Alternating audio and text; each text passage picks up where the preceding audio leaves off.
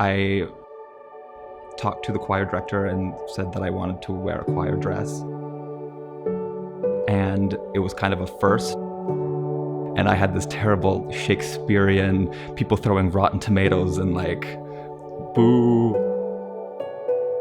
I had just come off boot camp training with the US Army, and it was 2000. We were just getting off the Clinton years, and Don't Ask, Don't Tell was a thing. And I remember, playing by the rules. I'm a troop, so I wasn't telling. I didn't know anyone in Utah. I'd never been to Utah, but I was looking for a grad program.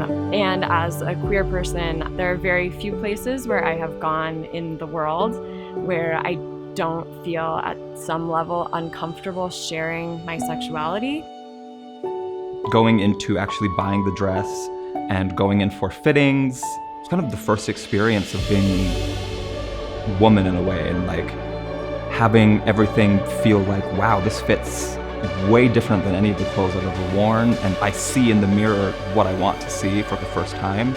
And it was one of the best experiences I've ever had on stage, and one of the best experiences that I had here at Westminster.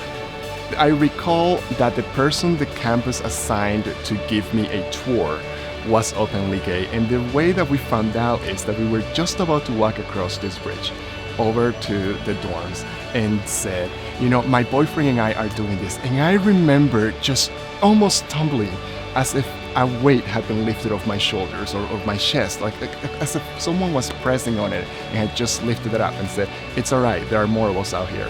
And he was definitely telling. So it was a really amazing moment.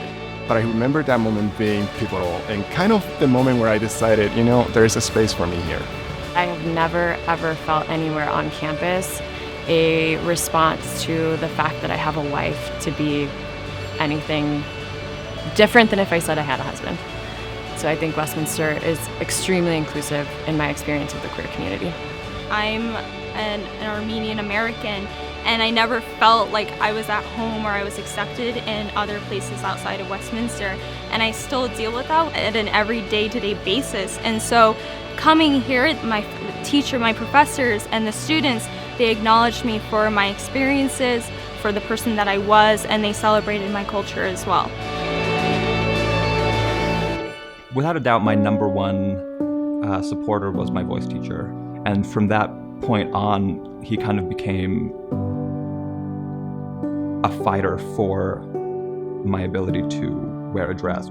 It took me from a shy, uncomfortable boy into a strong, confident woman. We're excited to be part of a community that can look to Westminster as a resource and look to Westminster as a model for how to engage in diversity, equity, and inclusion efforts. To the LGBT students on the Westminster campus, we not only welcome you, we see you as a source of learning and creativity and greater understanding that makes our community a better place.